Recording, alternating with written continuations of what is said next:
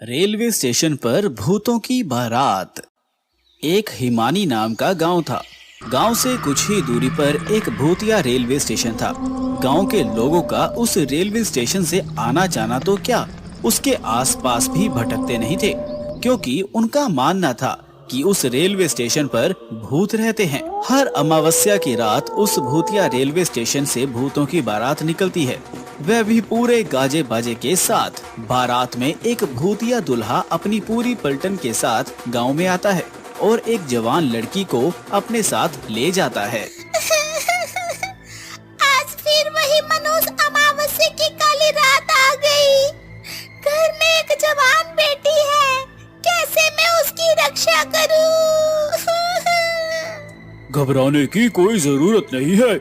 मैंने घर के सभी खिड़की दरवाजे बंद कर दिए हैं। कोई भी दरवाजा खटखटाएगा तो खोलना मत। आज हम में से कोई भी पूरा रात नहीं सोएगा। तभी महेश की बेटी आरती बोलती है, पिताजी, मुझे कुछ होगा तो नहीं ना? मैं उन भूतिया बारातियों के साथ नहीं जाना। मेरी बच्ची, तेरे माता पिता के होते हुए तुझे किसी से डरने की जरूरत नहीं है। पूरा गांव दहशत से अपने अपने घर में छिपकर बैठ जाता है। तभी गांव में ढोल और शहनाई की आवाजें आने लग जाती हैं। आवाज इस भूतिया बारात की ही थी, जो रेलवे स्टेशन से निकलकर गांव की तरफ आ रही थी। गांव वालों, दिखाई और सुनाई नहीं देता क्या तुम लोगों को? देखो, बारात आई है, हमारा स्वागत नहीं करोगे? मेरी दुल्हन कहाँ है? कहीं दिखाई नहीं दे रही मुझे। अब भूतिया बारात गांव में आ चुकी थी। सुमन अपनी फूल जैसी बेटी को एक कोने में छुपाकर बैठी हुई थी। तभी भूत आगे की तरफ बढ़ता है और जोर जोर से हंसने लगता है। आज तो मेरी शादी है, बिना दुल्हन लिए मैं यहाँ से जाने वाला नहीं हूँ। तुम गांव वाले मेरी दुल्हन को साथ विदा करते हो या मैं खुद तुम्हारे मातम के साथ उसे अपने साथ ले जाऊं। गांव में पूरा सन्नाटा था, मानो गांव में कोई इंसान ही नहीं रहता हो। तभी वह भूतिया दुल्हा महेश के घर में दरवाजा तोड़कर घुस जाता है। तुम्हारा दामाद आया है, स्वागत नहीं करोगे अपने दामाद का? मेरी बेटी को छोड़ दो, वो अभी बच्ची है। उसकी अभी शादी की उम्र नहीं है। बेशक तुम मेरी जान ले लो। मुझसे झूठ बोलता है बुड्ढे। कल तू ही तो अपनी बेटी के लिए दूसरे गांव में रिश्ता देखने गया था। मुझे सब पता है, सब पता है मुझे। मेरी बेटी को हाथ लगाने की कोशिश मत करना। मैं उसकी माँ हूँ। मैं अपने जीते जी अपनी बेटी की शादी एक भूत से नहीं होने दूंगी। फिर क्या था, उस भूतिया दूल्हे को बहुत गुस्सा आता है और वो आरती के माता पिता को वहीं जान से मार देते हैं। आरती अपने कमरे में जैसे तैसे छुपकर बैठी थी। माँ, पिताजी, छोड़ो मुझे, मुझे अपने माता पिता के पास जाने दे। पर वो भूत उसकी एक नहीं सुनता। वो आरती को अपने साथ उसी भूतिया रेलवे स्टेशन में ले जाते हैं। अगली सुबह होते ही सिया और उसके परिवार के सांस में सांस आती है। कल तो हमारी बच्ची बाल बाल बच गई, पर जो सुमन के परिवार के साथ हुआ वो बहुत बुरा हुआ। ऐसा नहीं होना चाहिए था। पर हम कब तक अपनी बेटी की रक्षा करते रहेंगे? एक ना एक दिन तो वो भूत हमारी बेटी को भी उठा कर ले जाएगा। उस रात के बाद पूरे गांव में डर का खौफ छाया हुआ था। हर जगह मातम बिखरा हुआ था। गांव वाले मिलकर आरती के माता पिता का अंतिम संस्कार कर देते हैं, लेकिन पूरे गांव वालों की जुबान पर बस भूतिया बारात की ही बातें थी। अरे गांव वालों, ये सब कब तक चलेगा? वो भूत बेधड़क आते हैं और हमारी आंखों के सामने हमारी बेटियों को उठाकर चले जाते हैं और हम बेबस लाचार बस देखते रह जाते हैं। महेश की बेटी आरती हमारी भी तो बेटी थी ना? बिल्कुल सही कह रहे हो। इस गांव की हर एक बेटी तो हमारी बेटी जैसी ही है। उन सब की रक्षा करना हम सब का फर्ज है। हम सब गांव वाले मिलकर उस भूत का सामना करेंगे, तुम चिंता मत करना। वह तो सब सही है भाई, लेकिन हम कब तक अपनी बेटियों को कवारा रखेंगे? जिसकी भी बेटी जवान और शादी के लायक होती है, पता नहीं कैसे उस भूत को पता चल जाता है और वो उसे उठा के अपने साथ ले जाता है। मेरी बेटी भी है और उसकी भी अब शादी होने वाली है। मैं कैसे अपने कलेजे के टुकड़े को उस भूत के हवाले कर दूं? अगले दिन पूरा गांव किशन की बेटी सिया के शादी में लगा था। एक तरफ सजावट तो दूसरी तरफ मिठाइयाँ बन रही थी। अब फेरों का समय था। दूल्हा दुल्हन मंडप में बैठे हुए थे कि तभी अचानक रेलवे स्टेशन से भूतिया बारात गांव की तरफ आ जाती है। सभी गांव वाले भूतों को देखकर अपने अपने घरों में छिप जाते हैं। अरे गांव वालों, तुम सबने तो मेरा साथ देने का वादा किया था ना, और कहा था कि हम इन भूतों का मुकाबला करेंगे। अब क्या हुआ तुम्हारे वादे का? तभी किशन की बेटी सिया और पत्नी यशोदा भी वहाँ आ जाती हैं।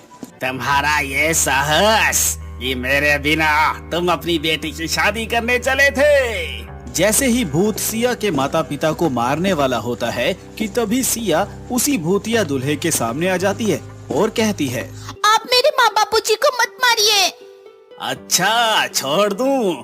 इसे मैं बस एक ही शर्त पर छोड़ूंगा, अगर तुम मेरे से शादी करोगी।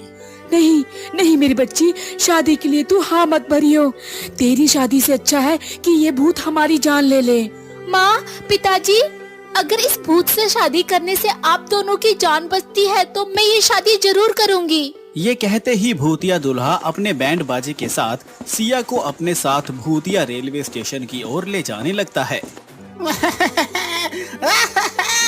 रुक जा मेरी बेटी, तू ऐसा मत कर। किसी गांव वाले की हिम्मत नहीं होती कि उस भूतिया बारात का सामना कर सके, क्योंकि उस बारात में एक से बढ़कर एक खूंखार और चुड़ैल मौजूद थे।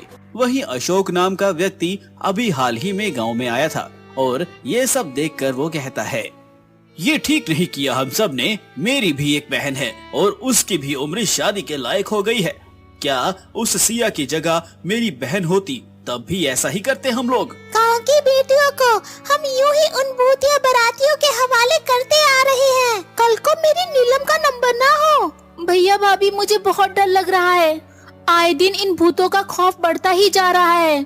दुल्हन का वो सुहाग का जोड़ा उनके मौत के जोड़े में तब्दील होता जा रहा है।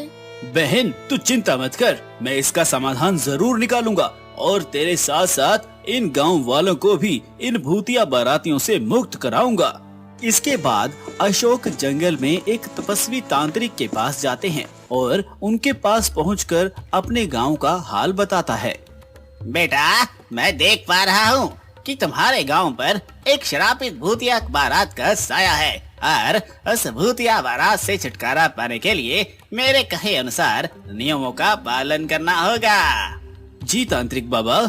इसके बाद वो तांत्रिक अशोक को समाधान और नियम बताते हुए एक गंगा जल की बोतल देते हैं और कहते हैं, जा बच्चा, तेरे और तेरे गांव वालों का कल्याण हो। जिसके बाद अशोक गंगा जल लेकर गांव आ जाता है और सभी गांव से कहता है, सुनिए गांव वालों, इस भूतिया बारात से छुटकारा पाने का एक उपाय मुझे मिल चुका है, लेकिन इस काम को पूरा करने के लिए मुझे आप सबका साथ चाहिए होगा। हम सब तुम्हारा साथ देंगे। बताओ क्या करना है। है। बस आप सब एक काम कीजिए कि आज की रात शादी का प्रबंध कीजिए, बाकी सब मैं संभाल लूंगा। अशोक के ऐसा कहते ही पूरा गांव शादी की तैयारी में लग गया और ऐसे ही अब रात हो चली थी और शादी की बात उन भूतिया बारात को भी पता चल गई थी। जिसके बाद वो भूतिया बारात बैंड बाजे के साथ गांव में आ खड़ी हुई। कहाँ है मेरी दुल्हन? बताओ, कहाँ है मेरी दुल्हन? भूतिया दुल्हा मंडप में एक दुल्हन को देखता है और उसे अपने साथ भूतिया रेलवे स्टेशन के अंदर एक पुरानी सी ट्रेन के डिब्बे में लेकर चला जाता है, जहां पर बहुत सारे कंकाल ही कंकाल पड़े हुए थे।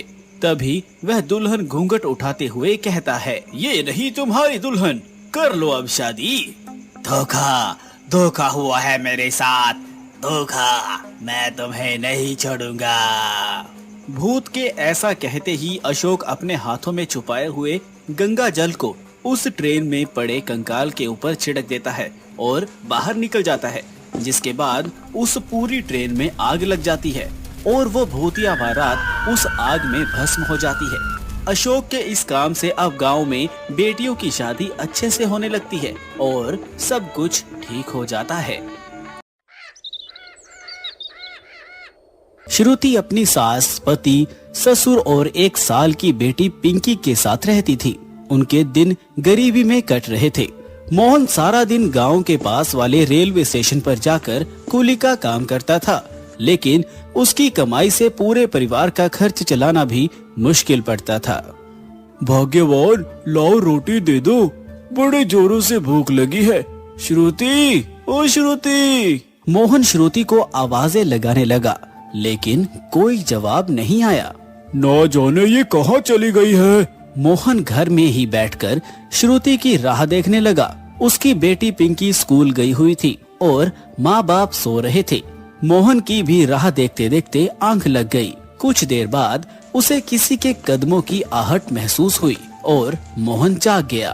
कौन है? घबराइए मत, मैं हूँ। अरे श्रुति कहाँ चली गई थी? जानती हो मैं कितनी तेज भूख से रेलवे स्टेशन से सीधा घर आया था। लो मुझे जल्दी से रोटी दे दो। रोटी तो मैं दे दूंगी, लेकिन किसके साथ दूं? घर में एक भी सब्जी देखने को भी नहीं है। अगर ऐसा है तो तुमने मुझे इस बारे में पहले क्यों नहीं बताया? आपसे बोला तो था, लेकिन पैसे की तंगी की वजह से दिमाग इतना खराब रहता है, तो आप मेरी बात पर ध्यान नहीं दे पाए। ना जाने ये पैसे की किल्लत किस दिन खत्म होगी। पता नहीं, 2 वक्त की रोटी भी तरस तरस कर नसीब होती है। श्रुति ऐसा बोल ही रही थी कि तभी उसकी पड़ोसन, जो कि उसकी अच्छी दोस्त भी थी, वो उनके दरवाजे पर एक बर्तन हाथ में लेकर आई। अरे श्रुति, तू इसे घर ही बुलाई थी? किसे? ये खाना जो मैंने तुझसे बनवाई थी, जो मैंने थोड़ी सी तेरे लिए भी निकाल दी थी, लेकिन मैं तुझे बताना ही भूल गई। ये ले। तेरा शुक्रिया। श्रुति की पड़ोसन उसे वो बर्तन थमाकर चली गई। ये सब क्या है श्रुति? कुछ नहीं जी, वो प्रिया ने मुझे आज पूरी सब्जी और खाने की कई सारी चीजें बनवाई थी। बोल रही थी कि मैं खाना अच्छा बनाती हूँ, तो आज का ये खास खाना मैं उसके लिए बना दूँ। अच्छा, वैसे ऐसे लोगों के भी मजे है। अगर मुझे ऐसा खाना महीने में एक बार भी खाने को मिले तो मैं कभी भी अपनी जिंदगी को दोष ना दूं। दोष तो देना भी नहीं चाहिए। ना जाने कितने लोग हमारी जैसी जिंदगी के लिए तरसते रहते हैं, इसीलिए हमें हर हाल में खुश रहना चाहिए। अच्छा चलिए, अब बहुत बातें हो गई, जल्दी से आप खाना खा लीजिए। इतने में मोहन ने अपने हाथ और मुंह को धोया।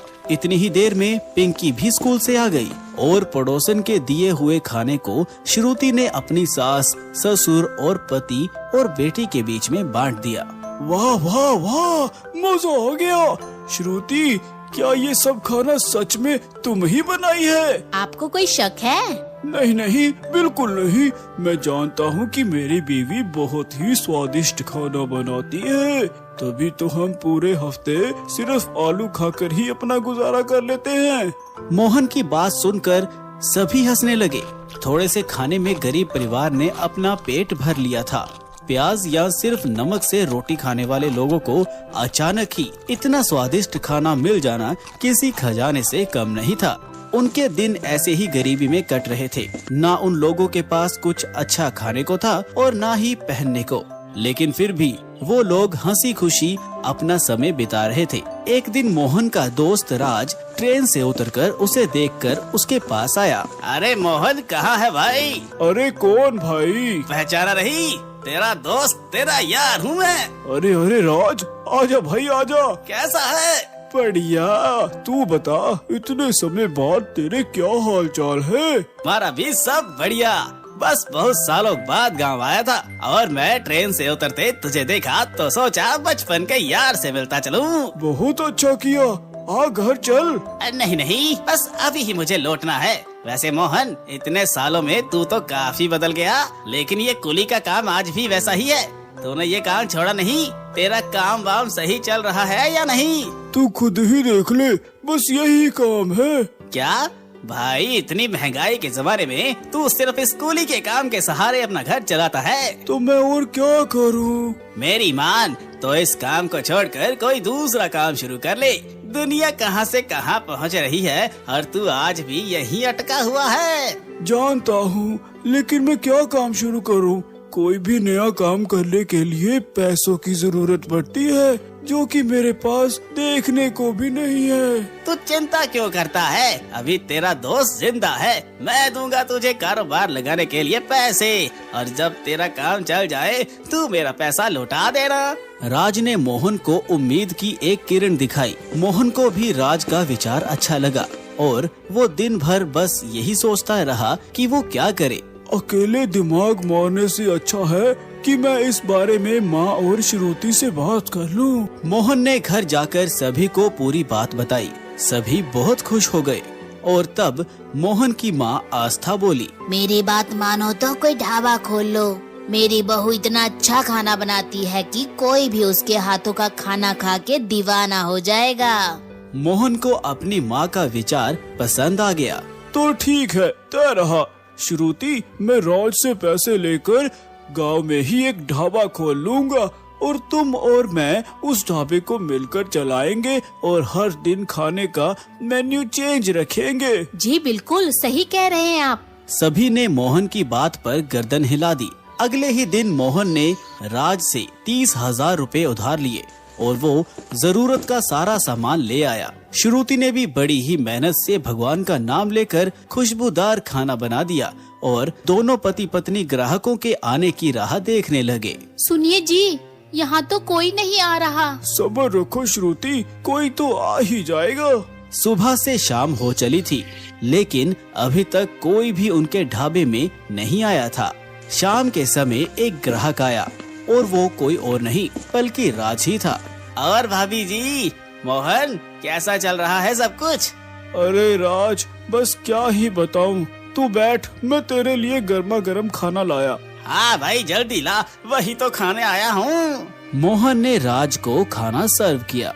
उसे खाते ही राज मानो किसी और ही दुनिया में खो गया। वाह वाह वाह भाभी जी, ये तो गजब बना है। शुक्रिया। मोहन भाई, सुबह से अब तक तो भगोना खाली हो गया होगा। अरे कहाँ यार, तू ही पहला ग्राहक है। मुझे तो फिक्र है कि अगर ये काम नहीं चला तो मैं तेरे पैसे कैसे लौटाऊंगा। वैसे तो ये होना ही था भाई। तुझे अपना ढाबा यहाँ नहीं, किसी ऐसी जगह खोलना चाहिए जहाँ लोगों का आना जाना रहता हो। इस गाँव में तो हम जैसे गरीब लोग हैं, ये कहाँ बाहर खाएंगे। मेरी मानो तो भाभी जी, कल से आप रेलवे स्टेशन पर ये ढाबा लगाओ, तब आप देखना वहाँ हर पल लोगों का आना जाना लगा रहता है। दोनों पति पत्नी को राज की बात समझ में आ गई। अगली सुबह दोनों ही अपना सारा तामझाम लेकर रेलवे स्टेशन पर पहुंच गए। श्रुति के पालक पनीर की खुशबू सारे स्टेशन पर फैल गई और राह चलते मुसाफिर राहगीर उनके ढाबे में आने लगे। ओह, ये तो बहुत ही टेस्टी है। जो भी एक बार श्रुति का पालक पनीर खाता वही उसका दीवाना हो जाता। रेलवे स्टेशन पर मोहन और श्रुति का ढाबा चल गया और कुछ ही दिनों में उनके घर के हालात ठीक होने लगे। मोहन हर दिन के अनुसार ढाबे पर अलग अलग डिशेस बेचा करता था और सर के ऊपर से राज का कर्ज उतारकर अब मोहन भी एक बेफिक्री की जिंदगी जी रहा था।